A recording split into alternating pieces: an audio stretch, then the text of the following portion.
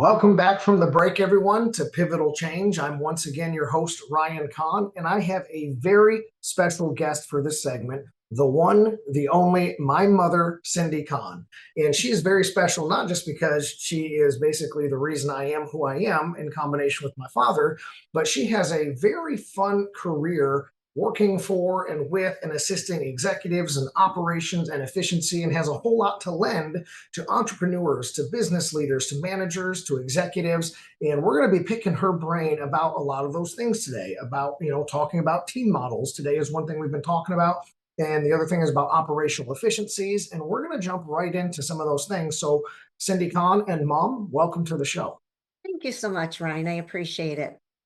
Well, absolutely. And I appreciate you coming on and sharing some of that brain with us, because it's obviously served many people over the years, myself included. So the first thing that I want to do is I want to educate our audience a little bit about what exactly you did and explain kind of the tier and the hierarchy of how you executed your day-to-day operations. Okay. I was the assistant regional manager for company vehicle operations for the executives at General Motors. I had approximately 100 employees nationwide because we had different regions, the New York region, the California region, the Florida region. So we had to bring those people in together, and each location was just a little bit different.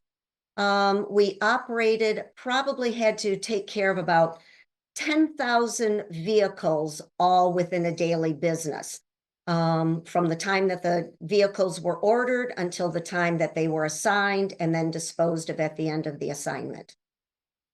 Gotcha. So your job very much was high-level coordination. You had to, from basically the birth of that vehicle all the way to its assignment and the fulfillment of its purpose, the death of that vehicle, Yes. you were overseeing those operations with your team. That is correct. The executives had to evaluate a new GM vehicle every 3 months or 3,000 miles. So we had to track all that timing as well on when either their 3 months was up or the 3,000 miles. And how many executives roughly at a time were you having to deal with? Oh boy, probably 500 Okay, nationwide. nationwide. Yep. Yeah. So hundreds of executives nationwide, thousands of vehicles. That sounds like you had to have a lot of coordination and organization along with communication. So I want to bring into the communication side of things. How important was various kinds or styles of communication in dealing with not only the peer level, on the regions, but the subordinates, the 100 employees underneath you, and ultimately going up the chain and dealing with the executives who, may have been very great to work with or may have been more opinionated and ego driven than others. Tell me about communication styles and effectiveness. Yeah. Well, communication is number one on everything, whether it's business, marriage, children, whatever the case may be. Communication is number one. And as we know, everybody learns differently, whether it's written, verbal. I'm not going to go through all of that because we know. So you have to be very creative on getting your point across through one another. Because we had to track so many vehicles, we created what was called an operational throughput chart. So every day the group would get together for maybe 30 minutes. It was short, it was sweet. We ran all our reports. We knew exactly where all the statistics were on each of those vehicles when we came into the meeting. And we would sit down and we would look at problem childs or vehicles that got lost or damaged or whatever it was. And the people would raise their hand and say, that's my category. I'll track that one. I'll do this one. And then we would come back the next day or throughout the day and resolve that issue right then and there. But we kind of had 24 hours to resolve that issue and figure out, because the next day we were going to sit down again and find out where all these vehicles were, is what we were going to do. Gotcha. I like that. So daily meetings, sometimes multiple daily meetings, but a constant open line of communication. And you said something about people raising their hand and jumping in. So there was a lot of team member initiative to say, hey, that's my problem or my wheelhouse, and I'm going to go ahead and jump in and tackle that. Right. Tell me how communication affected the ability of people to take the initiative in those categories and then run off and do their work. Yeah. Well, we had different departments. So if it was a mechanical issue on a vehicle, the garage or the mechanical people were going to be held accountable to find out what was wrong with that vehicle. Why can't we get it into service? So they would raise their hand, resolve the issue. If they needed me to step in because they had to deal with somebody a little bit higher up, then I, of course, would step in and communicate with that individual that might have been a little bit high, more of my level, to sit and talk to them. Gotcha. But most of the people would volunteer because they knew that that's what they were accountable for, was that department, and they would do it. And I always made sure with my people, when they were talking to executives, don't try and pull the wool over their eyes. Say what you mean and mean what you say. So if you couldn't get it done, don't say, well, I think the part might come in tomorrow. You got to tell them the truth right up front. So that was my motto: say what you mean and mean what you say.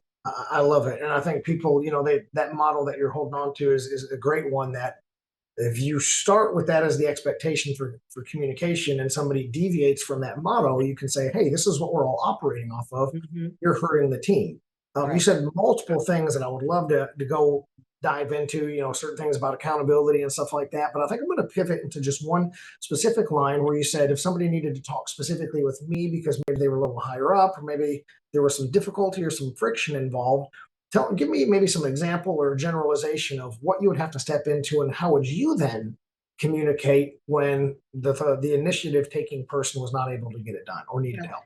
Yeah. Well, when an executive would come in and turn in their old car, get their new vehicle, the Mhm. vehicles were in a FIFO system, first in, first out. So the next vehicle that was ready for the keys to hand over, as long as they hadn't evaluated that vehicle yet, that's the vehicle they had to evaluate. So here it is, vacation season. Everybody wants a Suburban. Everybody wants a vehicle that they can use for a vacation. And lo and behold, they're getting a 2-passenger Corvette. And they're like, wait a minute, I got to go out west and take all my family, to this stuff. And I would hand them over and then say, this is the next vehicle. What I recommend is you either go get a pool vehicle, because each facility had a pool vehicle, or find another executive that has a Suburban and swap out with them for 2 weeks. Oh, okay. So So there's those, little relief valves in case somebody has a little bit of a disruption to their life or a special situation and stuff like right. that. But not any level of the team could pull or recommend one of those relief valves, like a vehicle swap or something like that. That had to come up through a chain of some type. Yes, that was usually a recommendation from somebody else. Or if I knew of the person right before him got a Suburban, I would say, Right. hey, call John Doe. He just got a Suburban. He might want a Corvette for 2 weeks. Go swap with him. So sometimes I would help them with other people that had the vehicle that they desired. Okay. Yeah. So I really like that problem solving, that critical thinking, and of course, working people to navigate them towards their solutions. Right. And what about, if you had somebody that was just really kind of being difficult, wanted to be the exception or break the rules, or thought that they were special in somehow? What was Cindy Conn's response to that one? How did you ultimately deal with the person that wasn't necessarily getting the Yeah. message? Well, it wasn't necessarily assigning them a vehicle. I'll give you an example where somebody returned one of their evaluated vehicles with them because they were expected to make sure that the vehicle was clean on the outside and vacuumed on the inside. Didn't have to be pristine, but just make sure it was clean. So I had an executive come in. They must have been out four-wheeling the night before and had their dogs in the vehicle. So they came in, my staff went out to inspect the vehicle, make sure it was turned in. They immediately came to my office and said, Cindy, you have got to come out and look at this vehicle. So I went out there with the individual and looked at him and just kind of gave my motherly look and like, you know the rules. You need to go wash the car. There's a car wash right down the road, which is free because you had your GM sticker. So all they had to do was go drive through the car wash and vacuum it Gotcha. out.